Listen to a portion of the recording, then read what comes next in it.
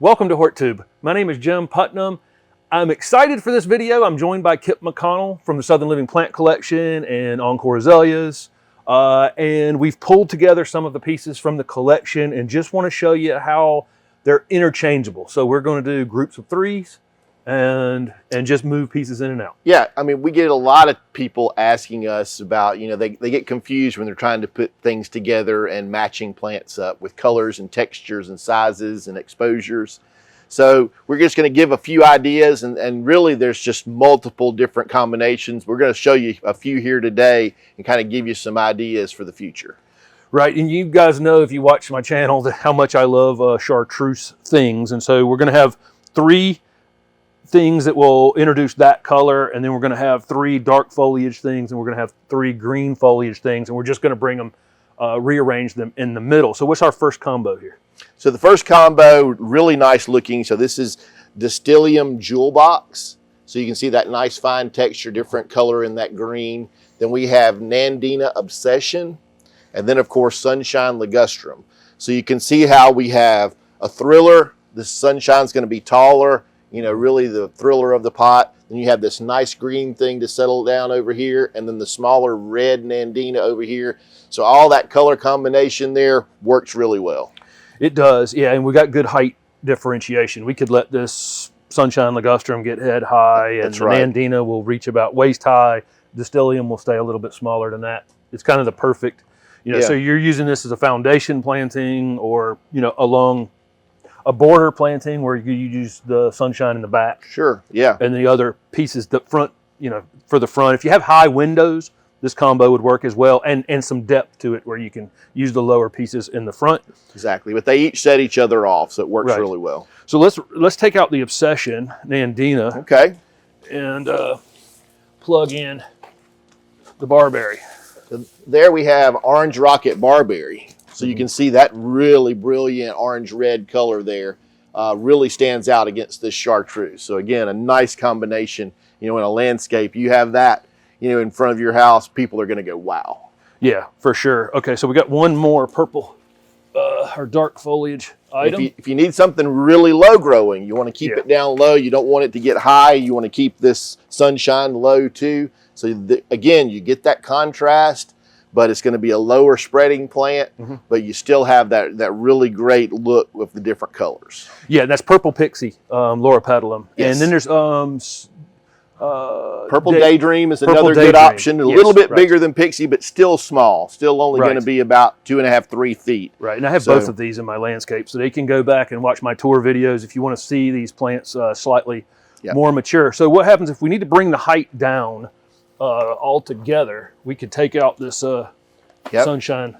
Yeah, we could pull this to the back, and we could come back in here with another yellow option, which is Touch of Gold Holly. Yeah. So there you have similar color combination, but different size, different height, different look. Right. But, I think that looks really nice. That would really stand out in the landscape. It does, and the tallest thing here is going to get 3 to 4 feet. Correct. Stepping down to only 18 inches with the purple Pixie, something like that. And we got one more gold option. Yep, and then we can come in here with a little bit softer version of that with the Nandina Lemon Lime. And as it flushes again, it'll actually be brighter. This one's just now beginning to flush, but it's still going to give you that chartreuse color. So again, you got the color combination, but it looks really good. And one thing I'll say on these Lemon Lime Nandinas is they get better in time. I've noticed these. I had a tour video in my neighborhood recently. If you guys watched that tour video, where there were some that were maybe 3 or 4 years in the landscape, and they are just gold. Yeah. They look really, really fantastic. And that doesn't always happen with Nandinas in particular, but a lot of plants. So it's nice to have one as it matures, it gets even better. Okay, so let's change out the green. All right. So here again, one of my favorite new plants. So this is Gardenia Diamond Spire. So believe it or not, this is a gardenia. It may not look like it. It's not in bloom right now, but it will be. It's actually have buds coming already because it continues to rebloom through the season. But look, you can get it as a nice pyramid shape if you want. Dark green coloration, so it adds a little bit of height, but a really unique looking plant. Yeah, and sometimes I like to have the green thing as the back thing because it makes the purple foliage plants and the gold, the chartreuse colored things pop off of that. I agree. Off of that dark green. Sometimes Loropetalum doesn't look that great if it's right up against a brick foundation. And so having this, something like this is the back row. This green canvas, so to speak, yeah, right. gives you that backdrop for everything to pop off of. And so it really works well. Exactly. We got one more green item to so if you've noticed, we haven't had a lot of blooming plants. That Gardenia does bloom, but it wasn't in bloom right now because we like to use foliage because it lasts longer. But white wedding hydrangea, one of my favorite, paniculata type hydrangeas, the bloom is just amazing on it. And it'll rebloom for you, again, twice for the season. But again, going to give you a little bit more height, but not huge. This one only is going to be about, I think 4 feet. So it's not a huge hydrangea, but it'll give you a little bit of height.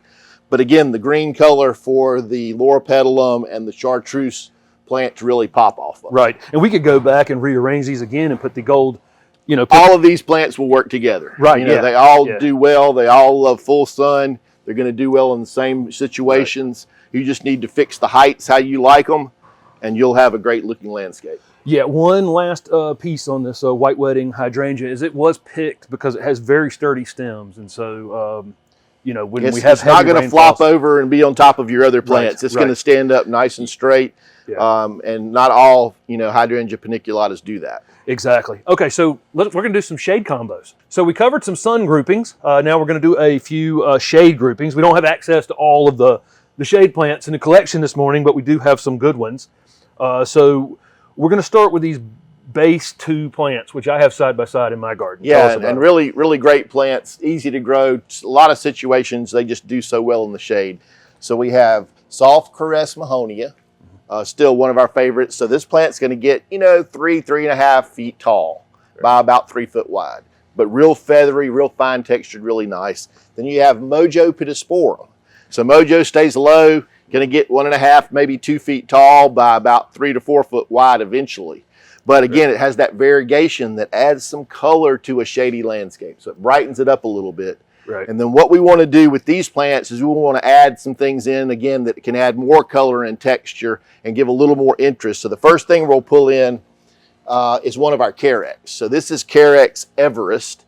So it has that really nice creamy white variegation. So you can see how it pops against the green of the Mahonia and, works well with the Mojo Pittosporum as well. So again, nice little different, textures, colors, works really well in the shade.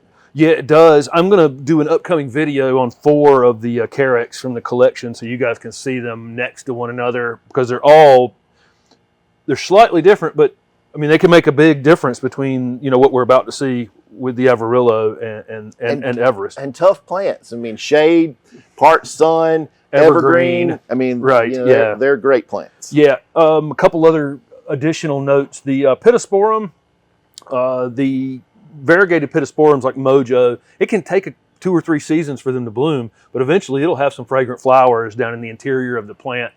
They're fantastic, kind of orange scented flowers, and the Mahonia gets the yellow flowers in the wintertime. So interest outside of what we're just talking about. Yeah, not just foliage interest, but it has a little bloom as well, seasonal color to it. Okay, so let's bring in something just a little different here. All right, so Heucherella, which is a type of heuchera, but more for the south, takes the heat and humidity a little better. That one's called buttered rum, but you can see how adding that dark component in there against the brightness of the Mojo and the green of the Mahonia really works well together. So, and we have several Heucherellas in the collection that have different colors too that would work well in this situation. Right. One tip on Heucherellas or Heucheras or any of them you're trying to grow in the south is mound them up just a bit so they don't stay wet in between waterings.